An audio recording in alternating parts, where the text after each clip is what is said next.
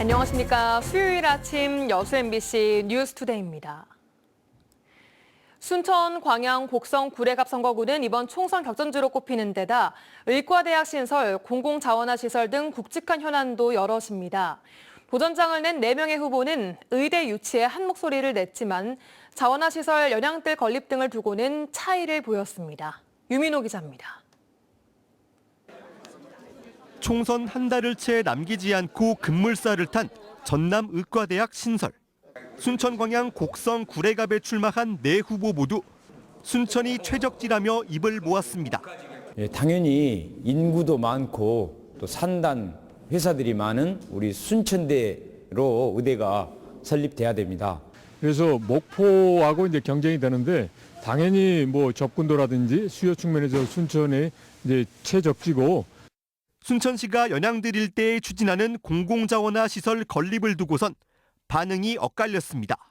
진보당 이성숙 후보는 전면 재검토를 촉구했고 원점에서 재검토돼야 됩니다. 왜냐하면 시민의 의견을, 시민의 목소리를 전혀 반영하지 않은 매우 독단적인 행정이 한 사례이기 때문에 무소속 신성식 후보는 전문가와 주민이 참여하는 위원회가 필요하다고 밝혔습니다.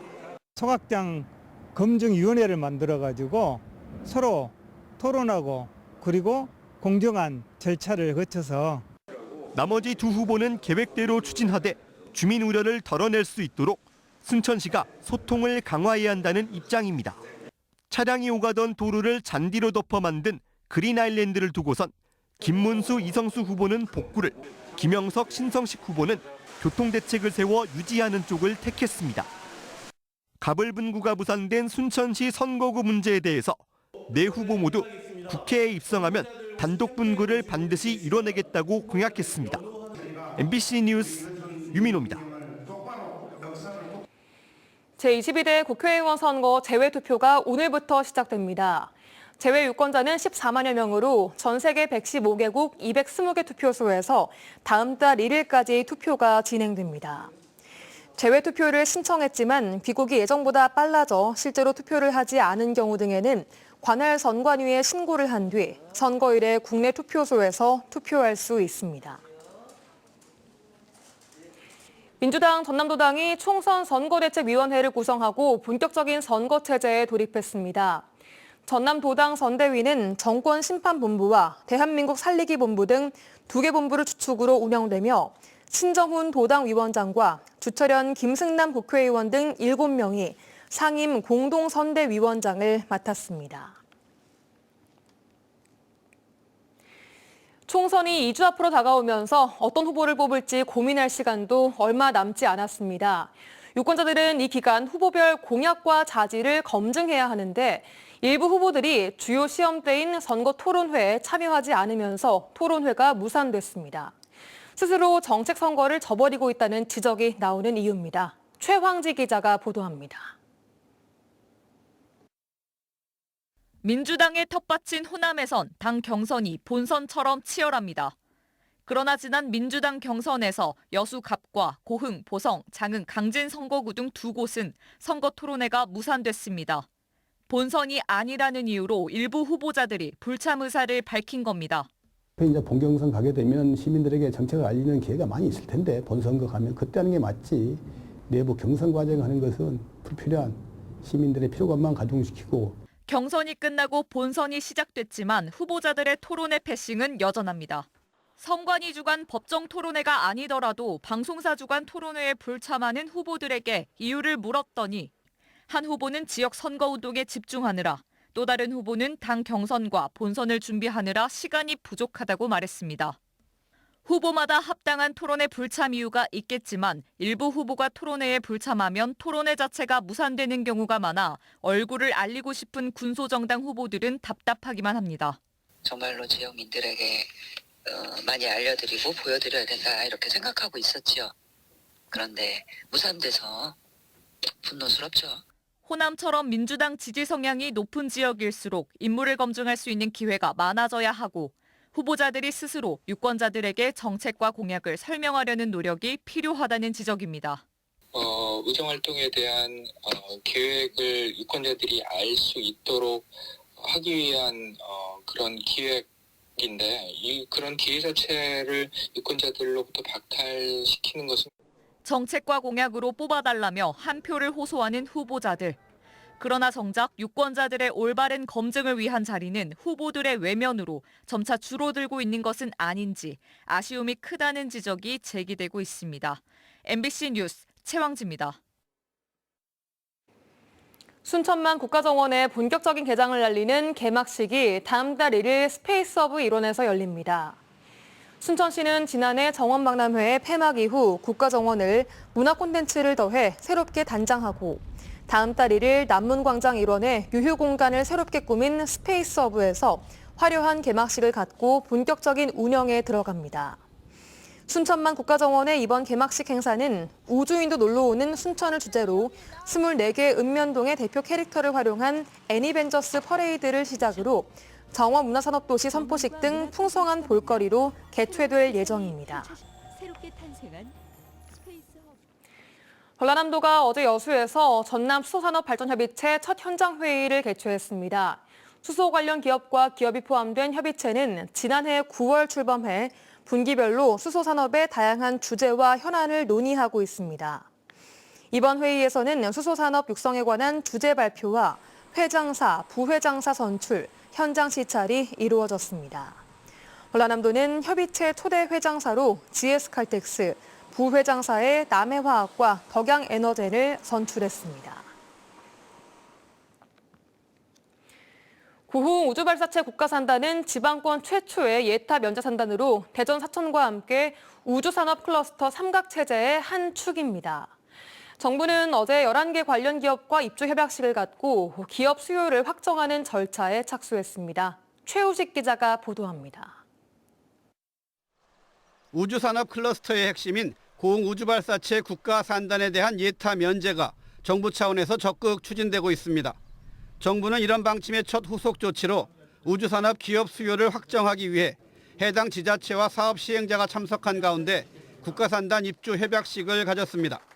박상우 국토부 장관은 고흥 국가산단이 지방권 최초의 예타 면제 산단으로 국가 경제와 지역 균형 발전을 이끄는 핵심 산업 거점이 될 거라고 강조했습니다. 먼저 정부했던 산업단위들이 아마 이런저런 이유들로 발전이 안 되는 것이 들어있는 것 같습니다만 예타도 면제를 받아서 빠른 시간 내에 초시적으로 이번 협약에는 대중소형 발사체와 발사체 엔진 제작, 위성 통신 장비와 소부장 분야 등 11개 우주산업 관련 기업이 참여했습니다. 특히 최근 차세대 발사체 개발 사업에 우선 협상자로 선정된 한화 에어로스페이스는 앞으로 고흥 국가산단에 발사체 핵심 구성품 제조 시설을 건설할 계획입니다. 저희 LH는 고흥에 52만 평 규모로 약 3,200억 원을 투자하여 우주 발사체 관련 산학연 관이 유기적인 네트워크를 구축할 수 있도록 글로벌 우주산업기지로 건립할 계획입니다. 고흥구는 국가산단 예타 면제가 정부 차원에서 속도감 있게 추진되는 만큼 민간주도 발사체 산업 육성과 관련 기업 집적화를 위해 정주 여건 개선과 기업 유치에 주력하겠다고 밝혔습니다. 고속도로와 철도도 추진하지만 우선은 고흥읍에서 나로우주센터까지 4차선 확보장 꼭 해내겠다는 말씀을 드리겠습니다. 그래서 우리 기업들이 또 기업의 종사원들이 고흥 입주해서 사는데 전혀 지장 없도록 배후 도시도 만들고 2031년까지 1조 6천억 원이 투자될 우주발사체 산업 클러스터는 고흥군 복내면 52만 평 규모의 국가산업단지를 중심으로 추진됩니다. 국가산단 예타 면제가 가시화되면서 고흥군이 명실상부한 우주산업의 전진기지로 자리매김하고 있습니다. MBC 뉴스 최우식입니다. 광양항 서측 배후단지에 국적선사인 장금창선의 자회사 국양로지텍이 500억 원을 투자해 종합물류창고를 건립했습니다. 국양로지텍은 어제 여수지방해양수산청과 여수광양항만공사 등 유관기관 등이 참석한 가운데 광양 종합물류창고 준공식을 갖고 황양항이 국제 물류 중심 기지로 성장하는 데 적극 동참하겠다고 밝혔습니다. 항만공사 측은 글로벌 선사의 종합 물류창고 건립으로 연간 8만 TEU의 물동량 창출과 100여 명의 신규 일자리 창출을 기대하고 있습니다. 집값 하락과 미분양 물량 증가 등 주택시장 전반의 침체가 장기화하고 있습니다.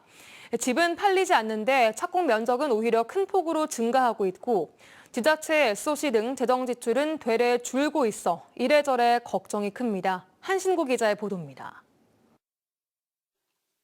전반적인 주택시장 침체를 반영하듯 미분양 주택 물량이 큰 폭으로 늘고 있습니다. 지난 1월 호남권의 미분양 주택은 7,923호로 지난해 4분기 말 7,289호보다 634호, 8.7% 증가했습니다. 특히 광주의 경우 미분양 주택 물량이 같은 기간에 596호에서 860호로 44% 이상 급증했습니다. 서울 4.1%, 부산 12.5%, 대구 마이너스 1.2% 등 전국 평균 2% 인상된 데 비하면 22배 높은 것입니다. 지난달 주택 매매 가격도 지난해 4, 4분기에 비해서 0.06% 떨어져서 전반적인 하락 기조를 이어가고 있는데 건축 착공 면적은 되레 큰 폭으로 늘고 있습니다. 지난해 12월 말 호남권 건축 착공 면적은 225만 제곱미터로 지난 2022년 말에 비해서 199% 증가했고 특히 광주의 경우에는 민간공원 특례 사업이 본격적으로 진행되면서 착공 면적이 140만 제곱미터로 같은 기간 13배 이상 늘었습니다. 중앙공원을 포함해서 9개 도시공원 그리고 10개 사업지가 민간공원 특례 사업을 진행 중인데요. 관련해서 아파트 개발이 들어가는 게 현재 영향을 주고 있지 않나 싶습니다. 고금리 고물가 기조에 변함이 없다면 광주의 주택시장이 장기적으로 불황의 그늘을 돌파하기 어렵다는 반증에 다름 아닙니다. 정부의 긴축재정 여파로 지방정부의 재정 지출도 줄고 있습니다. 호남권 지자체의 사회간접자본 예산 집행액은 올 들어 2월까지 한 달 평균 3,927억 원으로 지난해에 비해서 3.3% 감소했고 공공부문 건설 수주액도 지난 1월 3,177억 원에 그쳐서 전년 같은 기간에 비해서 24.7% 줄었습니다. 지역 경제의 3할 이상을 차지하는 건설 경기가 여전히 침체 일로를 겪으면서 이래저래 걱정이 커지고 있습니다. MBC 뉴스 한신구입니다.